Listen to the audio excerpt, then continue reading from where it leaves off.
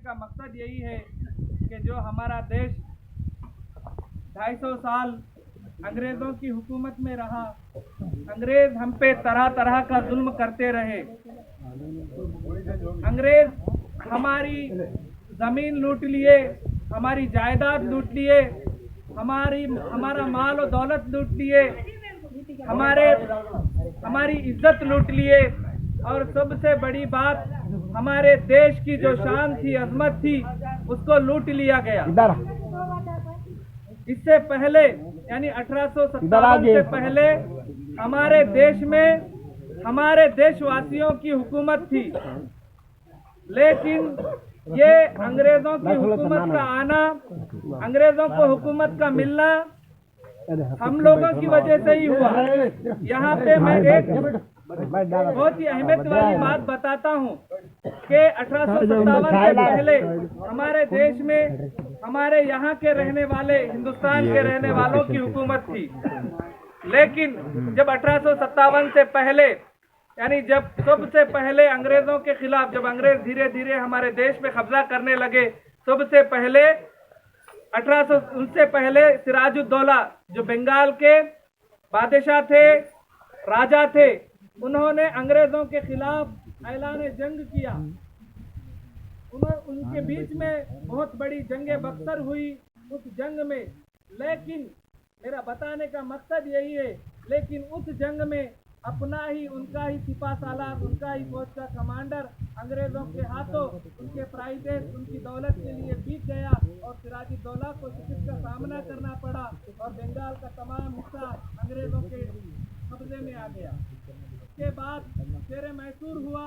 शेर मैसूर में भी सबसे पहले हजरत टीपू सुल्तान रहमतुल्लाह अलैह ने, जो हिंदुस्तान में सबसे पहले आज़ादी के लिए अपनी तलवार को उठाया, तो वहाँ पर भी हमारे अपने ही लोगों ने, उनके लोगों ने ही उनको धोखा दिया और अंग्रेजों के खिलाफ अपनी आखिरी सांस तक उनको लड़ना पड़ा और शहीद हुए और अपने खून को इस देश के लिए बहा दिया।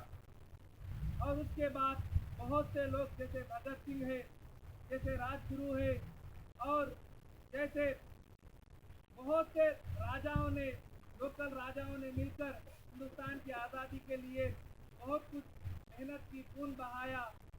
भगत सिंह जैसे नौजवान ने अपने आप को ऐसा, उनका कहने का मतलब ये था कि आज़ादी अमन से, भाईचारगी से हासिल नहीं की जाती, क्योंकि ये लोग हम पे जुल्म और अत्याचार कर रहे हैं, हम भी उनको मारकर और उनको भगाकर ही हम आज़ादी हासिल कर सकते हैं। ये ऐसे नजरिए के मानने वाले नौजवान थे। जैसे उसमें दोनों भी आते हैं अपने देश, भगत सिंह और राजगुरु, सदगुरु, ये तमाम लोग आए। फिर उसके बाद गांधी जी ने एक एजेंडा उठाया कि नहीं, हमारे देश को और हम अंग्रेजों के हाथ से हमें देश को इस तरह से निकालना है, इस तरह से बचाना है। तो उन्होंने कई तहरीकें चलाई। गांधी जी के साथ बहुत से लोग गए, जैसे जवाहरलाल नेहरू, मौलाना अब्दुल कलाम आज़ाद, सरदार वल्लभ भाई पटेल, सरोजिनी देवी, तो बहुत से औरतों ने भी इसमें हिस्सा लिया। रानी लक्ष्मीबाई ने भी अपनी तरफ से बहुत मेहनत की और अपनी आखिरी सांस तक अपने अंग्रेजों के खिलाफ लड़ते हुए उनको बहा के अपने देश के लिए अर्पित किया। तो मेरा यही कहना है कि जो ये हमें देश मिला है, इस देश में हम आज़ादी से सांस ले रहे हैं, हर चीज़ जो हमको मिली है, हमारे जो पिछले वाले लोग थे, उन्होंने बहुत से कुर्बानियां देकर हमको ये देश आज़ाद दिया है। आज हम आज़ादी की सांस ले रहे हैं, आज हम अपने हुकूक के लिए लड़ सकते हैं।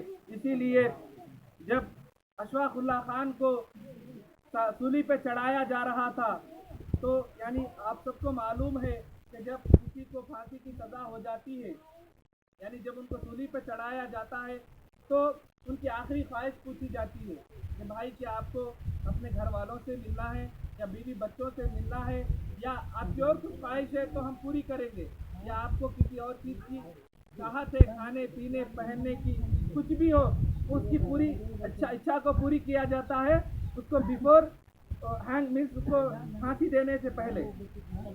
तो जब अशफाक उल्लाह खान को पूछा गया कि आपकी कुछ आखिरी ख्वाहिश है, तो उन्होंने कहा कुछ आरज़ू नहीं है, बस आरज़ू है तो ये है, कुछ आरज़ू नहीं है आरज़ू तो बस आरज़ू है तो ये है, रख दे कोई दरासी खाके वतन कफन में।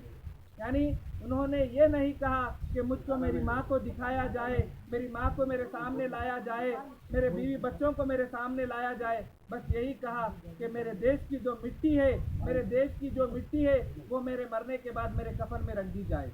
यानी उन लोगों को देश से इतनी मोहब्बत थी, उनको बस उनका मकसद यही था कि हमारा जो सारा देश है, जिसे सोने की चिड़िया कहा जाता है, जिसे गोल्डन बर्ड कहा जाता है, उसे अंग्रेजों के हाथ से कैसा निकाला जाए। फिर उसके बाद बहुत से लोगों ने मेहनत की, फिर आखिरकार 15 अगस्त 1947 को हमारा देश हिंदुस्तान आज़ाद हुआ और हम सब पहला तिरंगा लहराया गया। उसके बाद फिर हमारे लोगों की हुकूमत आई, हमारे लोगों ने हुकूमत करना शुरू किया। फिर हमारे लोगों में भी कुछ अच्छे लीडर हुए, कुछ बुरे लीडर हुए। मैं हर बार कहता हूँ, क्योंकि रहनुमा का यानी लीडर का काम यही है कि हर एक के हित में, हर एक के बारे में बराबर का हिस्सा और बराबर का फैसला ले, हर एक के बारे में बराबर की नज़र रखे। क्योंकि ईमान वाले होने के बराबर अगर किसी के हक में क़ियादत आती है तो आप जाके हजरत उमर फारूक रज़ी अल्लाह ताला अन्हु के बारे में पढ़ो, क्योंकि अल्लाह ताला तुमको इसका हिसाब और किताब लिया देगा कि मैंने तुझे इस चीज का हक दिया था, इस चीज पे तुझे कुदरत दी थी, इस चीज पे तेरी कुदरत थी और तूने किन किन लोगों के हुकूक को अदा किया। और रहनुमा लीडर का काम यही होता है कि तमाम लोगों को एक साथ लेके चले। बट हमारे लीडरों ने क्या किया, बस जो अच्छे लीडर थे बहुत से, जैसे जवाहरलाल नेहरू है, रवि शास्त्री जी है और बहुत से सरदार वल्लभ भाई पटेल है, मौलाना अब्दुल कलाम आज़ाद है, इन्होंने देश की तरक्की के लिए बहुत काम किया। लेकिन जो अपने मुफाद के लिए चाहते थे हमारे देश के अवाम को अंग्रेजों की तरह लूट लिए। तो हम सब को यही जानना चाहिए कि आप जो वोट दे रहे हैं, चाहे मुझे हो किसी को भी हो, आपको जो दस्तूर ने, जो कानून ने जो हक दिया है, उससे बढ़ के कोई लीडर नहीं है। आपको आपके दस्तूर ने, जो बाबा साहेब अम्बेडकर ने जो दस्तूर दिया है, सब दस्तूर जो दिया है पिछड़े तबकों के लिए दिया है, पिछड़े तबकों को आगे लाने के लिए दिया है। बाबा साहेब अम्बेडकर, जिनको जो बड़ी जाति के लोग थे अपने स्कूलों में नहीं आने देते थे, अपने पास नहीं बिठाते थे, लेकिन आज पूरे नेशन को, पूरे वर्ल्ड को उन पे फख्र है, क्योंकि वो बंदा जिसको स्कूल में नहीं आने दिया, उसने दस्तूर दुनिया का यानी हमारे सबसे बड़े, हमारे सारी दुनिया में सबसे बड़ा दस्तूर हमारे इंडिया का है। रिटन वाला दस्तूर, बहुत से ओरल है, ये तहरीरी दस्तूर में सबसे बड़ा दस्तूर इंडिया का दस्तूर है, सारी दुनिया में किसी का दस्तूर नहीं है। तो वैसा बड़ा दस्तूर किसने दिया? अरे वो बच्चे ने दिया जिसे तुमने स्कूल से बाहर निकाला, वो बच्चे ने दिया जिसको तुमने चप्पलों के करीब बिठाया, वो उस बच्चे को तुमको सैल्यूट करना पड़ा। ऐसे लोगों ने हमारे देश को आगे लाया। तो इसीलिए हम सबको, तमाम तबकों को, तमाम मजहबों को एक साथ लेके तब लेंगे, तभी डेवलपमेंट होगा, तभी तरक्की होगी हर एरिया की। क्योंकि गांधी जी ने कहा मुझे शहरों की तरक्की नहीं चाहिए, मैं तभी समझूंगा हिंदुस्तान तरक्की याफ्ता होगा, डेवलप्ड कंट्री होगा, मैं जब कहूँगा तब गाँव से तरक्की शुरू होगी। आज देखो हमारा गांव नहीं, बहुत से गांव है जहां ड्रेनेज का सिस्टम नहीं, जहां वाटर का सिस्टम नहीं, जहां पे एजुकेशन का सिस्टम नहीं। इसके खिलाफ कौन लड़ेगा? अरे भाई, आपका काम वोट डाल के या कुछ और तरीके से वोट डाल के आ जाना नहीं है। अल्लाह ताला ने आपको हक दिया, अल्लाह और आपके दस्तूर ने आपको हक दिया कि जब तुम वोट डालते हैं आपको हक है जिस लीडर को आपने जिताया है उसका गिरेबान पकड़ के पूछ सकते हैं, मैंने मेरा कीमती वोट देकर तुझे जिताया है और आज आके देख मेरी गली ऐसी है, आज आके देख मेरी नाली ऐसी है, आज आके देख मेरे गांव का स्कूल ऐसा है, तू क्या कर रहा है? ये हक तुमको दिया है, किसी से डरने की जरूरत नहीं। और मर्द मोमिन वो है जो हक के आगे लड़े। तो इसीलिए मैं एक छोटा सा वाकया हजरत उमर फारूक रजी अल्लाह ताला को सुनाना चाहता हूँ कि उनकी हुकूमत अल्लाह ताला शायद किसी को नसीब करे या ना करे, क्योंकि 23 लाख मुरब्बा मीटर पे उन्होंने हुकूमत की। तो वो तमाम 23 लाख मुरब्बा मीटर पे कोई ऐसा बोलते हैं, मुफस्सिरीन बोलते हैं कि हजरत उमर फारूक रज़ियल्लाहु ताला अन्हु फरमाते थे कि दरियाए दजला के करीब अगर कोई बकरी बिना पानी पिए भी मर जाए तो उसका कसूरवार उमर तू है। यानी अल्लाह रोज़े हश्र पूछेगा, उमर इस बकरी को तूने पानी क्यों नहीं दिया। इतना डरते थे। एक छोटा सा वाकया है कि हजरत उमर फारूक रज़ियल्लाहु ताला अन्हु अपने खिलाफत के दौर में अपने एरिया का, यानी जबकि बादशाह अवाम की राय जानने के लिए रातों में घुमा करते थे कि अवाम मेरे बारे में क्या बोल रहे, खुशहाल है नहीं, मेरे जो नुमाइंदे हैं अवाम को खुश रख रहे नहीं, ऐसा ही घूमते रहते। एक औरत रहती जो 2-3 बच्चे रहते, उसके 3 दिन से भूखे रहते। वो बोलती, गिड़गिड़ाती, रोती पलाती, खाने को कुछ नहीं रहता, ये करती। फिर हजरत उमर रज़ियल्लाहु ताला अन्हु देखते ये क्या है कि मेरी हुकूमत में एक भूखा सो रहा है। तो जब देख के अपने बैतुल माल से जाके लेके आके उनको देते। वो औरत को मालूम नहीं कि यही हजरत उमर है, क्योंकि हजरत उमर रज़ियल्लाहु ताला अन्हु की 23 लाख मुरब्बा मील पे हुकूमत थी, कई फौज थी, कई लोग थे, बट उनका लिबास ऐसा था कि फटा फटा लिबास रहता एक बादशाह का। तो मेरा कहना यह है कि लिबास से, इससे चीज से बादशाहियत या कुव्वत जाहिर नहीं होती। तुम अपने किरदार और अपने काम से तुम लोगों में परिवर्तन और बदलाव ला सकते हैं। तो हमको वैसा काम करना। तो जब हजरत उमर फारूक तो बैतुल माल से माल लेके आए, लेके आके उस औरत को घी का डब्बा, जो भी सामान लगता है पकाने के लिए, मुख्तसर में कहना चाहता हूँ, ला के दिए, पकाए, खुद पके तक रहे। और उसके बच्चों को एक बादशाह, भाई आज किसी की हुकूमत, इवन मोदी की भी हुकूमत 23 लाख मुरब्बा मील पे नहीं है, इवन ट्रंप की भी हुकूमत 23 लाख मुरब्बा मील पे नहीं है, आज पावरफुल नेशंस की भी हुकूमत 23 लाख मुरब्बा मील में दुनिया का तमाम आधा से जायद हिस्सा से हुकूमत, किसी की भी हुकूमत नहीं है। तो ये लोग जो अपने को बड़े बड़े बादशाह समझ रहे, अल्लाह ताला इनसे हिसाब लेगा कि तूने इसका हक मार के खाया। और बेशक होगा, अगर जिसको मालूम है कि हुकूमत कैसा करना है, लोगों के हुकूक को कैसा अदा कर, क्योंकि मैं ये बोलना चाहता हूँ, लोगों का हक कैसा अदा करना है वो देखो, फिर बाद में अपना। तो जब लाके दिए, फिर ये वो बादशाह का हाल ऐसा, अपने घुटनों के बल लेट कर घोड़ा जैसा हो जाता, उसके छोटे छोटे बच्चों को अपने पीठ पे बिठा के जब उन्होंने बैठ के हंसने लगे, तो तब बोले कि उमर जितना रुलाया है उतना हंसा। तो वो औरत बोली कि बेटा तुम्हारा भला हो। उमर आंधे में उसका गला पकड़ के पूछते हूँ। पहले के लोग भी बहुत निडर थे, किसी से डरते नहीं थे, हक था, उनके अंदर हकानियत थी, ईमान की वो रोशनी थी। तो बोले कि वो बूढ़ा उमर मैं ही हूँ, तेरे सामने ही हूँ, आज ही जो बोलना है बोल ले, आज ही यहाँ पे गाली देना है दे ले, माफ कर ले, बट रोजे हश्र मुझे वहां नहीं पकड़ना, यहीं पे माफ कर दे। इतना डर था। तो कहने का मकसद ये है कि हम सबको एक होके अपने गांव में जो भी काम है, जो भी भलाई का काम है, जो भी डेवलपमेंट का काम होता है, जिससे गांव की भलाई, गांव की रौनक आती है, आने वाले लोग देख के कहना है कि भाई वाटर का फ्लो अच्छा है, ड्रेनेज का सिस्टम खराब नहीं है। तो ये तमाम लोग आप अपन आपस में बैठ के तो अपने गांव का भला करो, और जिनको भी चुने हैं उनका सपोर्ट करो, जो भी तफर्रुकात है उसको दूर करो, और जिनको चुने हैं उनको सपोर्ट करो, काम करने दो, तभी सपोर्ट करेंगे, उनको काम करने देंगे, तभी गांव का भला होगा, गांव में कुछ तरक्की होगी, तो सबका नाम होगा। ऐसा नहीं कि भाई सरपंच का नाम हो, उप सरपंच का नाम हो, मेंबर का नाम हो, सबका नाम होगा। देखो हिंदुस्तान आजाद किए, गांधी जी का थोड़ा नाम नहीं हुआ, बट गांधी जी ने जो प्लान दिया था उसलिए उनको वो मुकाम दिया, बाबाए कौम बोले, फादर ऑफ नेशन बोले। लेकिन उनके साथ जितने लोग चले आज भी उन सबको याद किया जाता है, जवाहरलाल नेहरू होते। तो आप भी बस भाई जो काम करने वाला है उन सबका साथ देके अपने गांव की भलाई के लिए, तरक्की के लिए काम करो, एकजुट रहो, तभी ये झंडा उड़ाने और जनगण मन पढ़ने की अहमियत और उसका तुम हिस्सा अदा कर रहे हैं। नहीं आए लड्डू लिए, मुरमुरे लिए, खाली सैल्यूट करे, ये नहीं है, क्योंकि हर चीज की अपनी एक अहमियत है। जब जनगण मन पढ़ा जाए तो भाई आराम से पढ़ा करो हर चीज में, तो कोई बातचीत ना हो, कोई कुछ बोल रहा है आराम से सुना करो, बातचीत मत करो, क्योंकि जो भी बोलता है अपने दिमाग में बैठती है। शायद मेरे को मालूम हो, मैं आपको बोलूं, फिर आपके पास कुछ और जरिया हो, आपको मालूम हो।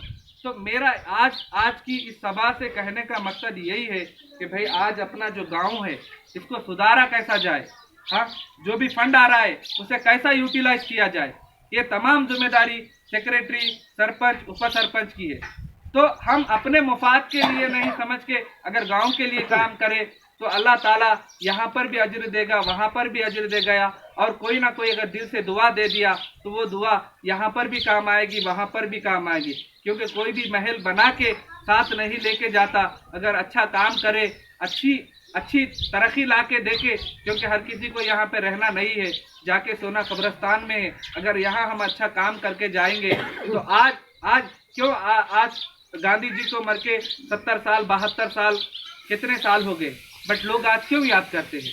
क्योंकि उन्होंने अपने लिए कुछ नहीं किया, मालो दौलत नहीं जमा की, उनके औलाद के लिए करोड़ों की प्रॉपर्टी नहीं जमा की, 100 एकड़ की जमीन नहीं रखे गए। वो नेशन के लिए, कौम के लिए वर्क करे। आज मरने के बाद ना जाने हड्डियां किधर हो, किसी को पता नहीं, बट लोग आज नाम लेते हैं। इसलिए काम वैसा करके गए।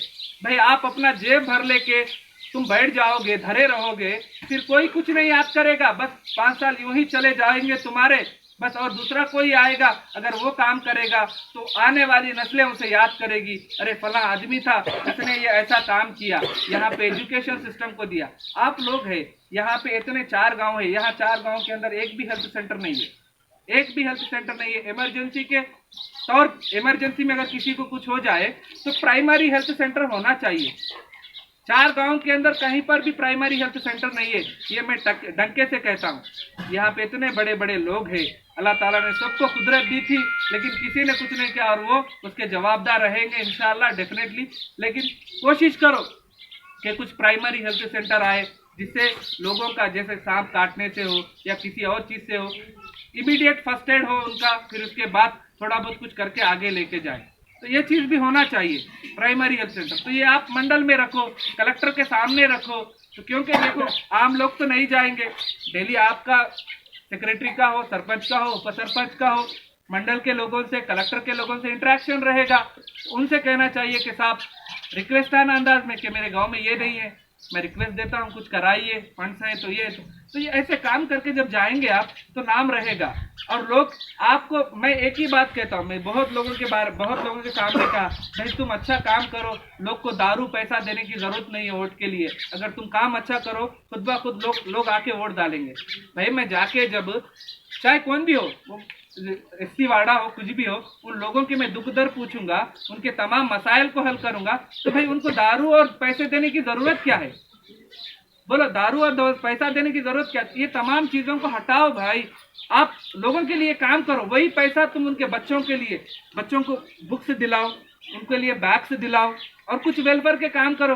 तो भाई उन्हें भी सोचेगा कि बहुत बराबर है, मैं दारू पी सकता हूँ, अगर मेरे को आदत है तो मेरे पैसे से पीऊंगा, मैं सिगरेट पी सकता हूँ तो मेरे पैसों से पीऊंगा, मेरे को सरपंच के, उप सरपंच के या किसी और के पैसों की जरूरत नहीं है, बट मेरा बच्चा पढ़ रहा है। और आप अपने जो भी छोटे छोटे बच्चे हैं उन्हें तालीम से नवाजो। अगर जब वो पढ़ेंगे, लिखेंगे, आगे बढ़ेंगे, उनके दिल में, उनके दिमाग में देश का जज्बा पैदा होगा, मोहब्बत पैदा होगी, और वो भी आगे चल के आगे बढ़ेंगे, देश की तरक्की के लिए, गांव की तरक्की के लिए काम करेंगे। और लास्ट में बस इतना ही कहना चाहता हूं कि भाई ये पॉलिटिकल के माहौल को हटा के डेवलपमेंट के बारे में, तरक्की के बारे में सोचो।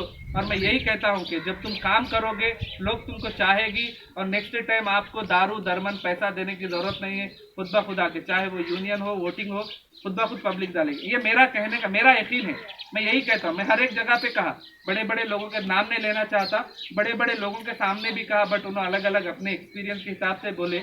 लेकिन मैं कहता हूँ भाई, जब लोगों की भलाई के लिए हम काम करेंगे तो पैसे की, कुछ और की जरूरत नहीं है। लोग खुद हमको चाहने लगेंगे, और उसके एरिया डेवलप होगा तो लोग खुद हमको चाहने लगेंगे।